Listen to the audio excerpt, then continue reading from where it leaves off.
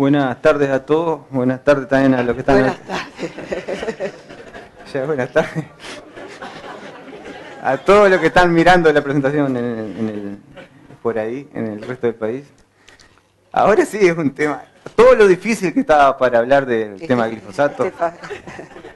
Este es un buen momento para hablar de Barroa, para estudiar Barroa tranquilamente. Porque por suerte hoy el tema de Barroa hace unos años atrás había un problema serio. Hoy por hoy hay una herramienta que es el uso de ácido sálico en tiras de cartón, que está generando tranquilidad.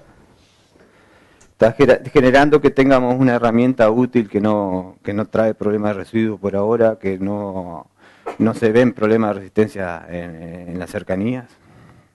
Cosa que sí sucedía con otras alternativas, que es muy eficiente. Pero de ahí que tenemos que hablar justamente de cómo, de otro aspecto, del tema de biología, el tema de Barroa, además, más allá del control en sí. Otros aspectos justamente para cuidar esa herramienta que tenemos y que Barroa no se transforme en el futuro en un problema como ha sido estos años anteriores.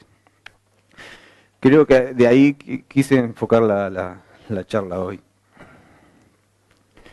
Esto es, como da el tiempo, Pablo, para contar, para hablar, digo, no da el tiempo, pero quería contar, ¿qué pasa en el mundo? Esto lo dijo un hombre, Randy Oliver, lo publicó en una revista en 2016. Ese es Sísifo, es un personaje de la mitología griega que quiso tener más sabiduría que los dioses, ¿no?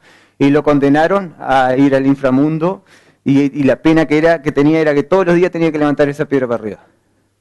Y en la tardecita, cuando llega a la cima, se la tiraba para abajo y tenía que iniciar de vuelta al otro día eso. En Estados Unidos, dice Randy Oliver, que el control de Barroa está pasando por esa situación. Parece que por los apicultores de creerse sabios y conocedores de la naturaleza, ¿no?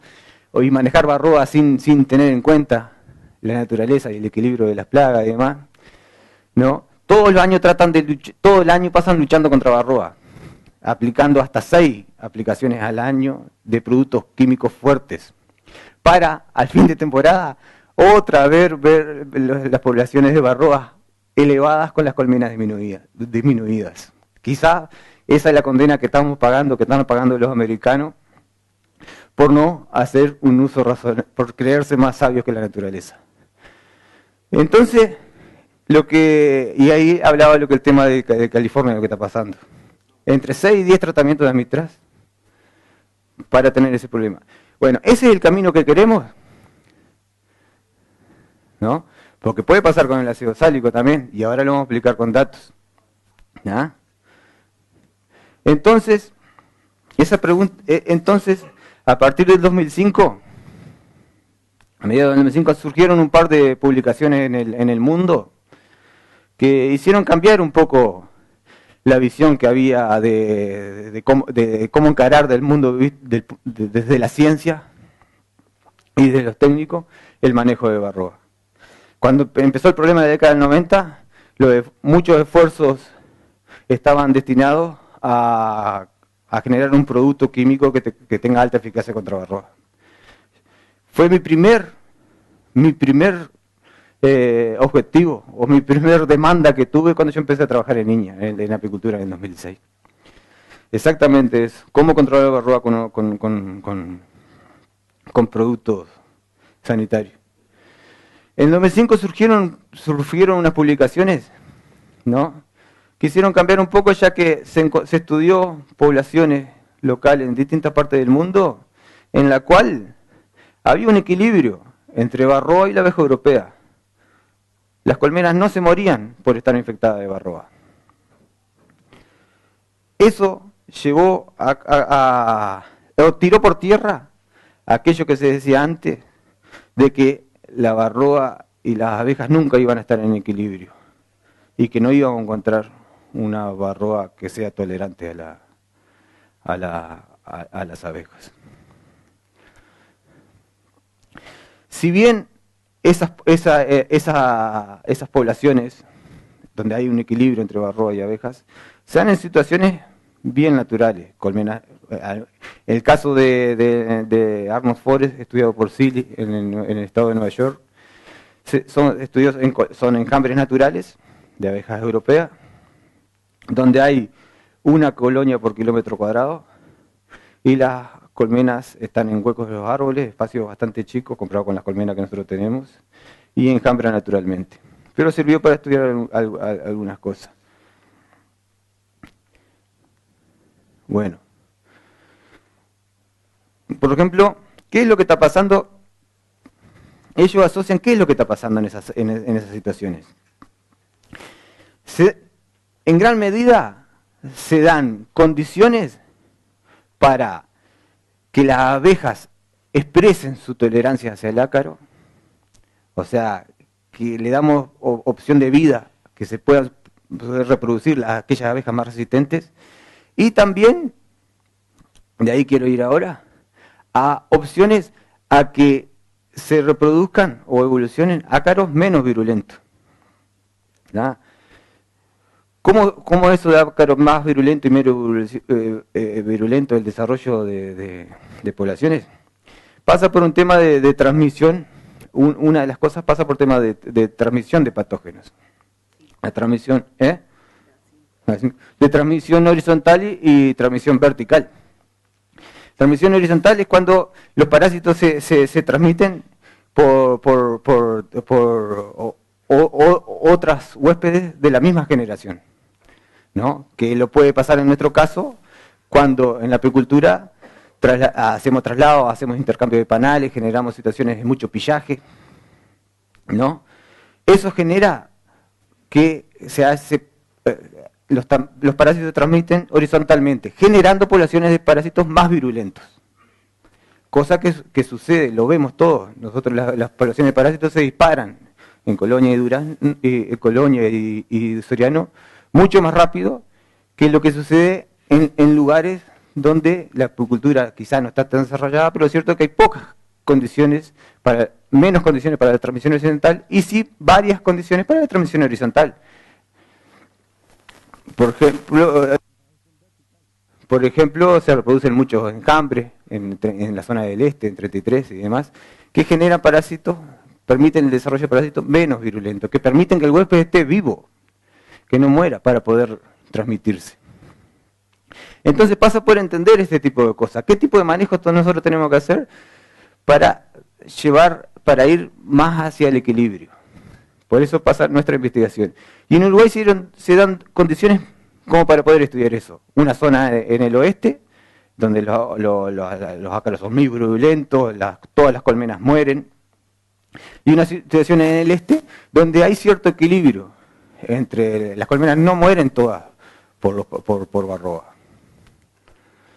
Y esto es los resultados que vimos justamente probando esto, demostramos esos. Esto es un apiario en Colonia, en Niña en la Estanzuela, donde se evaluó colmenas en naranja de la zona, o sea, colmenas locales, colmenas de Colonia, y se trajo colmenas de 33. Todas las colmenas, el porcentaje de infección de ácaros en las colmenas de 33 creció muchísimo. En las colmenas locales de Colonia creció muchísimo, mientras que el porcentaje de ácaros no creció tanto en las colonias que llevamos de 33 y muchas sobrevivieron. Lo mismo pasó en 33. En 33 tuvimos exactamente la inversa. Las colmenas locales de 33 mantuvieron relativamente constante la población de ácaros, sobrevivieron casi todas, mientras las que llevamos de Colonia a 33, ¿no?, murieron todas en 33 y la población de ácaros se disparó. Otra cosa importante también del estudio de esos dos apiarios, donde cruzamos colmenas, es que, esto es bien novedoso, es que en 33 había mayor porcentaje de ácaros foréticos en relación a ácaros reproductivos. mayor porcentaje de ácaros sobre las abejas con respecto a la población de ácaros en cría, en un momento dado. Eso quiere decir que en 33 teníamos menos ácaros reproduciéndose y más ácaros sobre las abejas, ¿no? En donde la abeja se puede defender mejor, a diferencia de colonia. Eso puede explicar el crecimiento de población más rápido en colonia que con respecto a 33. Lo mismo pasó, encontramos una diferencia importante que en la relación de ácaros que había en zánganos y en obreras fue mayor en 33 también. En colonia prefiere más, comparado con el este, con las colmenas del este del país, la barroa para reproducirse en celdas obreras. Celda obrera es algo que hay durante grande parte del año y siempre hay más disponibilidad. Si tenemos ácaros habilidosos de reproducirse en celda de obrera, tenemos ácaros que crecen la población más rápidamente, se vuelve más virulento. Entonces tenemos que pensar del uso sistémico de acaricidas. El uso sistémico de acaricidas, ¿no? El uso de acaricidas de forma sistémica, no de acaricidas sistémicos. O sea, así sea ácido oxálico, que es de alta eficacia, nosotros estamos controlando los ácaros. El ácido oxálico actúa por contacto, igual que las otras que las moléculas que la mitral, el cumafos y el florinato. Entonces matamos las barroas que están sobre las abejas, ¿no? Quizá de esa forma estemos favoreciendo, ¿no?, aquellas barroas que prefieren estar más tiempo durante el ciclo más rápido reproductivo, iniciar un ciclo reproductivo de forma más rápida. Le gusta estar más reproduciendo constantemente en vez de estar más tiempo sobre las abejas. Entonces estamos seleccionando barroas si usamos constantemente una acaricida que actúa por contacto. Ese era un mensaje de los que quería transmitir de forma rápidamente.